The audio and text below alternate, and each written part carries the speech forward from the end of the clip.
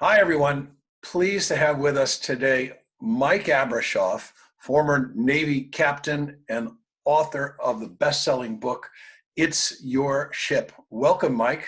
Hi, Tony. How have you been? I'm doing well. I mean, I'd rather be out on the road.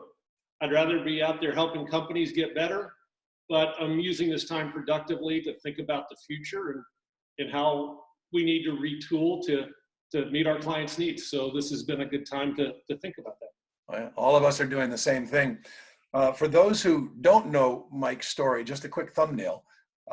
He took command of the near worst performing ship in the Pacific Fleet when he was 36 years old.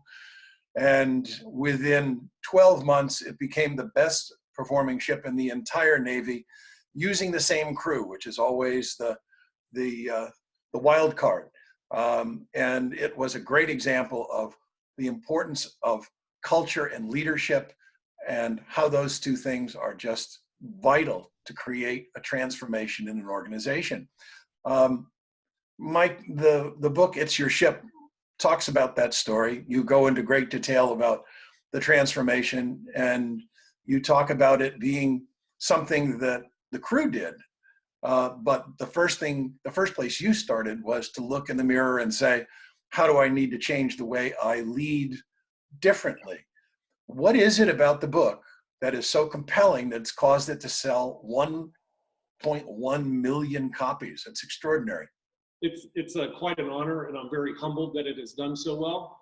But at the end of the day, you know, I was in the middle ranks. It's a 320,000 person organization. I ran a crew of 310. So in effect, I was a mid-level manager. And many people think, oh, I can't make a difference because I'm just a mid-level manager. I think what resonates with people is, yeah, I was just a mid-level manager. I couldn't choose our missions. I couldn't choose our budget. I couldn't choose the people I work with, yet you find a way to make it work. Right. And that's what people are facing today. You know, Lord knows there's a lot of pain and agony out there today. Loved ones losing their job, everybody suffering loss of income, people losing their lives. And it's tough, but it's up to us to chart a course to see us through and to keep us in control of our own destiny. And that's what I tried to get across to my crew every day was, we own this. We Right. need to control our own destiny. And it's not about me, it's about all 310 of us working together as a team. Yeah, and I've always thought, you know, we've worked together a long time, and I've always thought that the real compelling attraction to the story has been so many people can relate to the idea of not being able to control the conditions or the tools that they have to accomplish the job, yet they're charged with achieving a particular outcome. So you're told to do this, but you're not necessarily given all the tools you might like to have to accomplish it. And we are in uncharted waters right now. I mean, who would have ever thought that we have to do this in a virtual world? Right. We don't get to see our coworkers every day. And so it's not impossible, but we have to think different. And we have to be intellectually curious, try some things, improve on it. For example, my sister is now working in a virtual world. She works in a group of 250 people. And the head of the group thought it might be neat to have a happy hour at 1:30 on a Friday afternoon. And he made his favorite drink for everybody to watch. Well, for starters, his intentions were good. He wanted to create like a social setting. But in those 250 people, I don't think it's a good idea to glorify alcohol because you never know people's past or people's families struggle with alcohol. So I would have never done that. And second, he did it with too many people. Right. And he's a decent guy who wanted to do something better. And so my sister calls me and says, what should he have done? Tell me about your group. How many people are in your little group? She said 15, 16. What he should have done was go by small groups, 15 or 16, and have a get together and solicit ideas. What's working? What isn't working? What do we need to continue to improve on? What's on your mind that I can raise up the flagpole so that we can solve the issues that you're facing?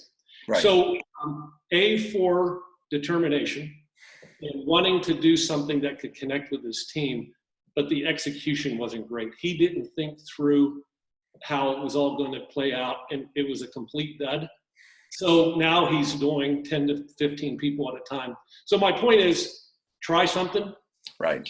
learn from it, improve.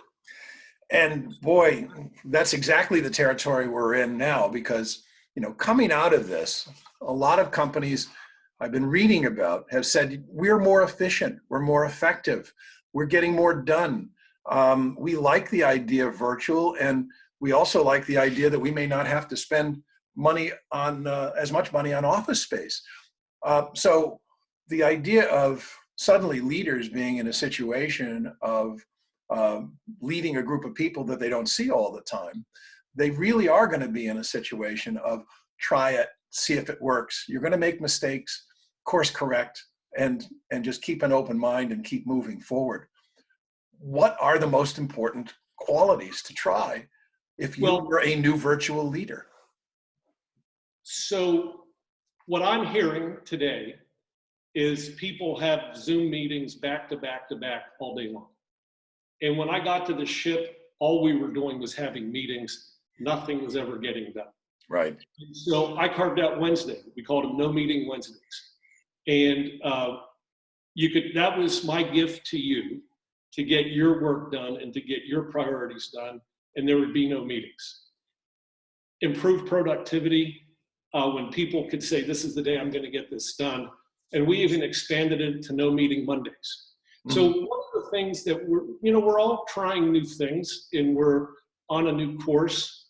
Maybe we need to be more efficient with the scheduling of the meetings, right, so that we can give people the productive time, the thinking time, so that they can do the what if scenarios. What do I need to do to prepare for 6 months down the road, or this thing coming?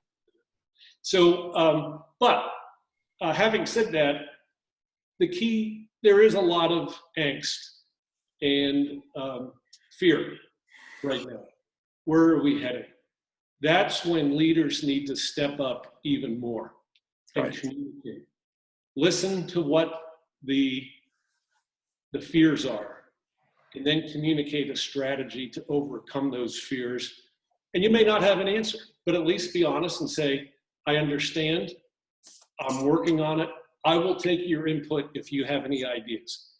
And that's what I did on the ship, was gave every sailor the right to have an input. I didn't always listen to their ideas, but they knew that they could raise issues and be intellectually curious and constantly strive to improve. And my challenge to them was just be 1% better today than we were yesterday. Right. We're not going to swing for the fences. Right. If we're just 1% better today than we were yesterday, nobody's going to touch us. And that's where we are today, is everybody should be asking themselves, how can we make this virtual world work even 1% better today? And sometimes it's about improving the processes and having get people a seat at the table so that they can take ownership. Got it.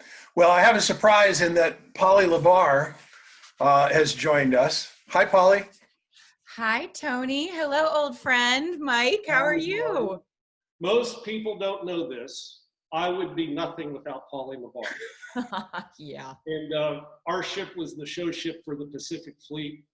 And Polly was invited out to write an article that launched my career as a writer and also as a public speaker.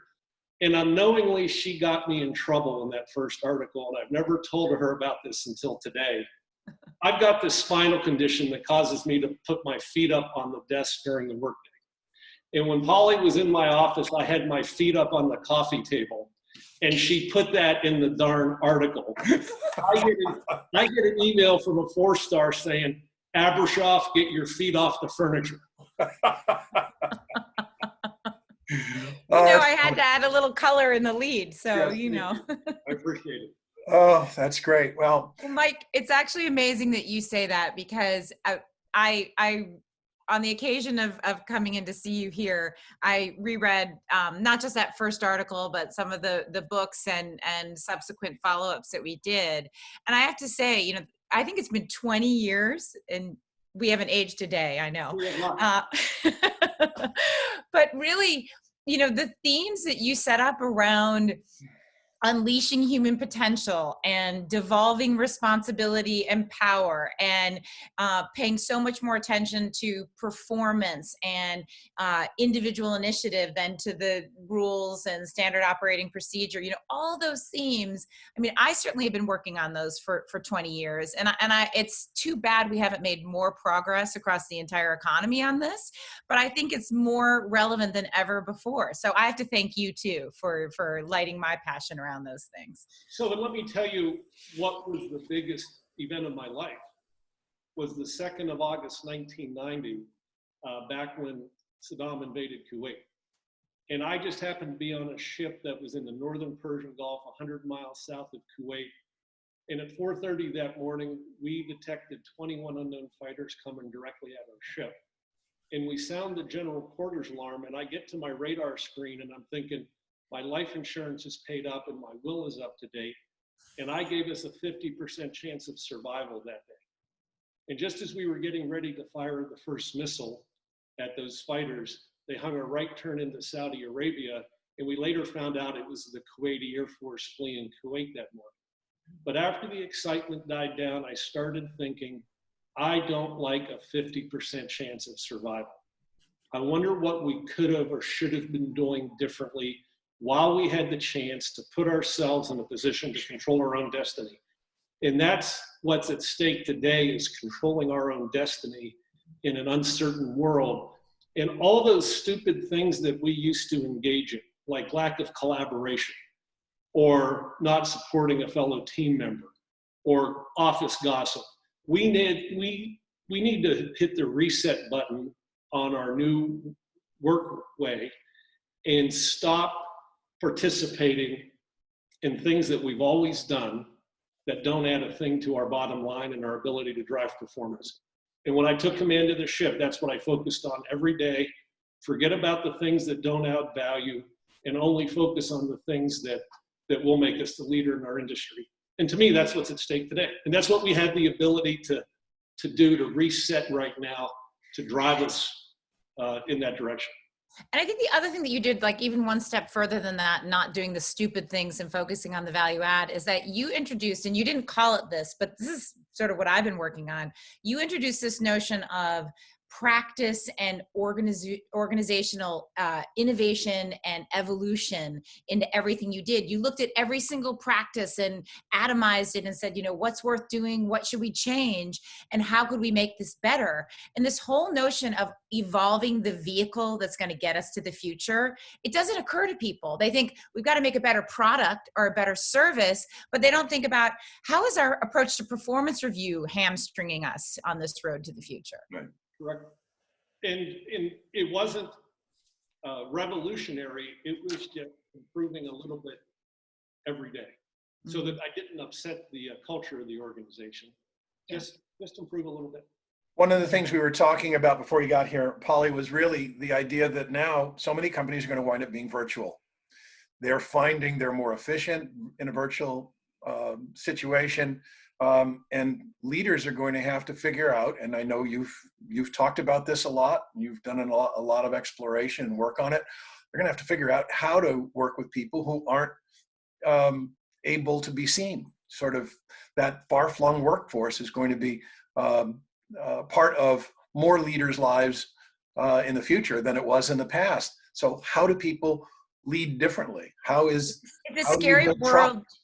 It's a scary world for control freaks. Yes. My first comment going forward. Yeah. And, you know, I think, again, a lot of the themes that feel more urgent than ever now were already in play before this crisis that we're facing, and this challenge that I think is going to continue to unfold. It's not like a moment in time. This is sort of a new reality. The one thing I'll say here is that the most progressive, productive, engaging, exciting organizations that I've spent time with over the last decade have already gotten hip to this idea that, you know, your job as a leader isn't to, you know, keep your eye on and control everyone in your orbit, you know, FaceTime every single day. It's to figure out, how do we create platforms and systems and ways of working where the people who do the work, the people who are at the front lines, or the people who are involved in whatever your work is, have the ability to collaborate horizontally, peer-to-peer. And the more that we can provide platforms to do that across space and time, that's going to be more and more important. And where they have the authority, the local decision-making authority to take initiative, to change something, to tweak something, to make something better, and don't have to, run it up the proverbial chain of command. And while you may not be seen, you have to give your people a voice. And if they can have that voice and give you their ideas, and also what's keeping them up at night, and to give them to you without any fear, but give them to you with confidence, that's how you create a vibrant, intellectually curious workforce in a virtual world. You said something in one of the speeches that I saw, Mike, that I hadn't heard the story before, and it was something about there was a suggestion box on the ship, and in a very short period of time, people came to trust you and realized they were being listened to the point where soon there were no suggestions in the suggestion box. They were just coming to you directly saying, hey, Cap, how about this? That's correct. And that should be everybody's goal, is to get people to feel comfortable to surface those ideas right then and there, instead of agonize over how this is going to be perceived. And so each squadron of 6 ships also has a chaplain that rotates between ship and on a daily basis, so that sailors who are having issues can go see the chaplain. After about 6 months, the chaplain would come to me and say, nobody's knocking on my door. What's happening? So this type of work environment can improve people's mental health as well. And that's the other thing that we need to think about in this virtual world, in this pandemic world, is the mental health of our people who may have had loved ones that are in a nursing home, that may have had loved ones who lost their job. And we have to be empathetic to that. And if we don't talk to people and find out what their journey is, we'll never know. Yeah. And just building on that, Mike, something I observed in your orbit, and I think is more important to that point of mental health and kind of humanizing our organizations so that people feel like they have that to fall back on, is this notion of, I think I said over and over in that piece, and I hope you didn't get in trouble for it, even with the discipline that is required in the Navy and on a ship, there was a sense of informality and connection and the ability to speak your mind and the ability to maybe do something that was a little bit, out of the hard line of how you might want to do something.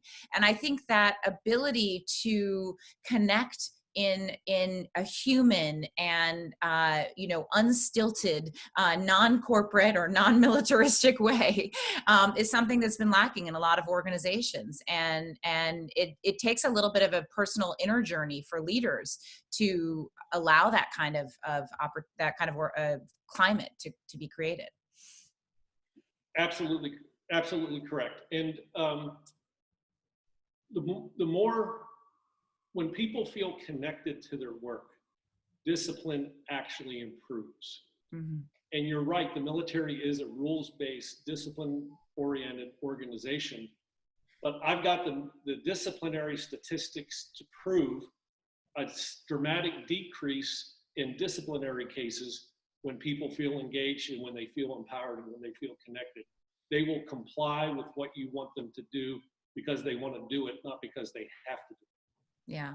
You probably transcended what is the toughest trade-off in the world of organizations, which is the trade-off between freedom and control, discipline and creativity. And it's something that's a real tension, I think, for leaders, because we live in this world full of millennials and the Facebook generation and people who didn't grow up in rules-based hierarchical organizations, right? Their version of an organization is a social network, not what we grew up with. So you've got that, right? And then you also have a world of organizations where control is important. In their high stakes organizations, the military is one of them, but many others require a lot of precision, a lot of control, a lot of performance. So how do you get that as well as all that freedom to innovate, to be yourself, to feel like a human being? I found that the more control I gave up, the greater command I got over the organization. That's great. And it used to be that we had to be involved in everything. Well, we don't. Let's pick our top priorities. And for me, if what we were doing could kill somebody, injure somebody, waste taxpayer money, or do damage to the ship, I'm going to be involved. But you know what? If it doesn't rise to that level, I'll be happy if you give me 85%, because that means I don't have to get involved, and it allows me to focus on higher value work that can get us greater returns. And so when people feel connected, when they want to do a great job, and when they feel in control of their own destiny, they can lift burdens off your shoulders as a leader. Mm-hmm. Can I ask you a question about empowerment, which is a word we probably overuse and abuse in the world of business? Because I think you got it so right. And you mentioned earlier this notion of what happens when everyone genuinely feels like they have a voice and they're going to be listened to and heard. But I think there's a second piece to this, which is it's not just about saying we empower you, you have a voice, here's a suggestion box. It's also we're going to do everything we can to equip you, to train you, to upskill you, to give you all the goods you need to be a decision maker, to be someone who's an innovator. And I think you got that right. So what have you learned about that, or do you think that's an important piece of the puzzle?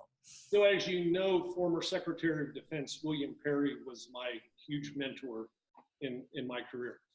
In my last day working for him, prior to taking command of the ship, he brought me into his office and sat me down and said, Mike, no matter how hard you try, your ship is never going to be perfect. He said, you're going to have disappointments every day. He said, whenever you're disappointed in an outcome, I want you to remember one thing. He said, assume your crew wanted to do a great job. And if you don't get the results you're looking for, don't blame them first, but instead look inward. Did you clearly communicate the goals? Did you give them the training necessary to be successful? Did you give them the time and the resources to do a great job? But most importantly, did the process support them delivering the results you were looking for? And you know what? 80% of the time when I was disappointed in an outcome, I was part of the problem. So you're right. It's about training people, improving processes every day, giving them the time and the resources, but most importantly, communicating. And in a virtual world, that communications piece is going to become even more critical. How we get everybody on board, get them to understand where we're going, why it's in the organization's best interest, but most importantly, why it's in their own best interest that they get on board. Yeah, fascinating. Mike, the one word that comes to mind as I listen to you talk about all of that is trust. I mean, ultimately, people come to trust you because you hear them, because you're listening, because they're feeling empowered, they're doing things, and they're getting the right feedback when they do it, or when they make a mistake, you're correcting them in a way that is encouraging. That all builds trust, right? So the turning point on the ship came, I'm not going to talk about the situation, but a sailor came up for his interview the day afterwards. And he said, you know, Captain, it seems to us, the crew, that you don't care if you ever get promoted again. And I said, what on earth are you talking about? He said, what you did for us yesterday, you had nothing to gain. You did it for us. We want you to know we got your back. And that's what we need to get to in this virtual world, is everybody having each other's back. And if we can do that, we're going to be okay. Good point. Great way to end talking about the future of leadership being virtual. Polly, thank you very much. It's your article that got me acquainted with Mike Abrashoff way, way back then. And it's been a great relationship, and it's so wonderful to work with both of you. Thanks for joining us, Polly. Mike, thank you for being here. And we will do this again. It was a great conversation. Appreciate your time. Tony, thank you, Mike. It's such a pleasure to see you again. Take care, guys. Okay. Take care. Bye-bye.